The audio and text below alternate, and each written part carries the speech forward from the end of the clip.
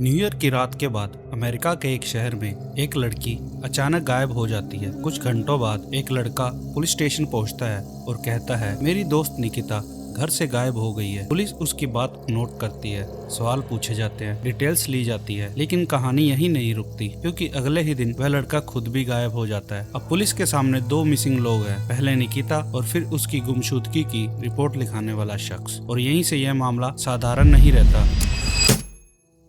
यह कहानी शुरू होती है एक भारतीय स्टूडेंट से जो पढ़ाई और करियर के सपने लेकर अमेरिका गई थी। उसका नाम था निकिता। भारत में अपनी पढ़ाई पूरी करने के बाद निकिता ने फैसला लिया कि वह मास्टर्स के लिए यूएस जाएगी। घर वालों ने भी उसके फैसले का साथ दिया, क्योंकि निकिता पढ़ने में बहुत अच्छी थी और आगे कुछ बड़ा करना चाहती थी। अमेरिका पहुंचने के बाद निकिता ने वही किया जो ज्यादातर स्टूडेंट करते हैं, खर्च कम रखने के लिए रूम शेयर। एक अपार्टमेंट में कुछ स्टूडेंट्स के साथ उसने रूम शेयर किया। शुरुआत में सब कुछ सही चल रहा था, कॉलेज, पढ़ाई, पार्ट टाइम जॉब और नई जिंदगी। समय बीतता गया, निकिता की पढ़ाई पूरी हुई और उसे एक अच्छी कंपनी में जॉब मिल गई और वह काम करने लगी और अच्छी कमाई भी होने लगी। अब निकिता धीरे धीरे सेटल हो रही थी। ये वही वक्त था जब निकिता ने तय किया कि वह रूम छोड़कर अकेले रहना चाहती है और वह एक नए घर में शिफ्ट हो गई। निकिता के इस फैसले के बाद उसकी जिंदगी में एक नाम बार बार सामने आने लगा। वो था अर्जुन। अर्जुन भी उसी इलाके में रहता था। वह भी बाहर से पढ़ाई के लिए अमेरिका आया था। दोनों की जान पहचान पहले से थी। जांच में बाद में सामने आया कि अर्जुन और निकिता के बीच सिर्फ दोस्ती ही नहीं थी, उनके बीच पैसों का लेन देन भी चल रहा था। कई बार निकिता अर्जुन की आर्थिक मदद करती थी, लेकिन समय के साथ यही पैसे उनके रिश्ते में तनाव की वजह बनने लगे। जो लोग निकिता को बाहर से देखते थे उन्हें लगता था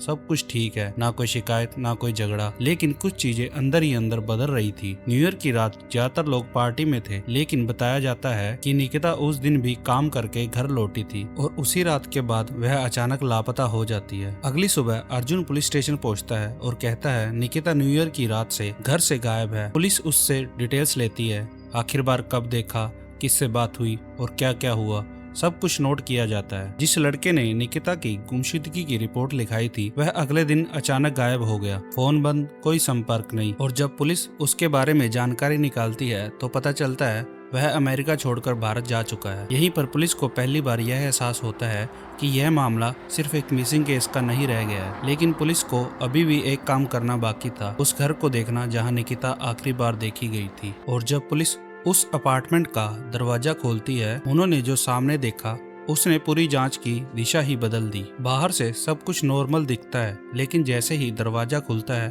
पुलिस को अंदाजा हो जाता है कि यहाँ कुछ गलत हुआ है। फर्श पर अजीब से निशान होते हैं। पुलिस फोरेंसिक टीम को बुलाती है और जांच शुरू होती है। जब पुलिस अंदर वाले कमरे में जाती है तो सच सामने आ जाता है। कमरे के अंदर निकिता की लाश पड़ी होती है। उसके शरीर पर कई जगह चाकू से वार किए गए होते हैं। अब यह साफ हो जाता है कि यह कोई मिसिंग केस नहीं है, यह सीधा मर्डर का मामला बन चुका है। पुलिस का शक सीधे उसी लड़के पर जाता है जिसने पहले मिसिंग की रिपोर्ट लिखाई और फिर अचानक गायब हो गया। पुलिस उसकी ट्रेवल्स डिटेल्स निकालती है। पता चलता है कि वह अमेरिका से भारत भाग चुका है। उसका रूट होता है अमेरिका से अमृतसर, फिर चंडीगढ़ और उसके बाद तमिलनाडु। अब मामला सिर्फ अमेरिका तक सीमित नहीं रह गया था। इंटरपोल को जानकारी दी जाती है और भारतीय एजेंसियों को अलर्ट किया जाता है। कुछ समय में उस लड़के को भारत में पकड़ लिया जाता है। जब पुलिस निकिता के परिवार से बात करती है तो कहानी में एक नया मोड़ आ जाता है। निकिता के पिता बताते हैं कि वह पढ़ाई में बहुत अच्छी थी। उसने भारत में फार्मेसी की पढ़ाई की थी और फिर हायर स्टडी के लिए अमेरिका गई थी। पढ़ाई पूरी होने के बाद उसे एक हेल्थ केयर कंपनी में नौकरी मिल गई थी। वह अच्छी कमाई कर रही थी और घर भी पैसे भिजवा रही थी। परिवार यह भी बताता है कि वह लड़का निकिता से बार बार पैसे लेता, करीब 30 लाख रुपए से ज्यादा उसके अकाउंट से निकाल चुका था। इसी पैसों को लेकर दोनों के बीच अक्सर झगड़े होते थे। परिवार का कहना है कि वह लड़का निकिता का बॉयफ्रेंड नहीं बल्कि सिर्फ रूममेट और जान पहचान का था। न्यू ईयर की रात जब ज्यादातर लोग पार्टी कर रहे थे, निकिता काम करके घर लौटी और उसी रात घर के अंदर झगड़ा हुआ। गुस्से में आकर उस लड़के ने यह जुर्म कर दिया। फिलहाल लड़का पुलिस कस्टडी में है, क्योंकि घटना अमेरिका में हुई इसलिए यह केस वहीं चलेगा और उसे वापस अमेरिका भेजा जा सकता है। जांच में यह साफ होगा कि वजह सिर्फ पैसे तक थी या कोई और बात भी थी। सबसे बड़ा सवाल, इस कहानी में सबसे ज्यादा नुकसान उस लड़की का हुआ जो सिर्फ अपना करियर बनाने गई थी। यह केस हर उस स्टूडेंट के लिए सबक है जो अनजान लोगों के साथ रूम शेयर करता है।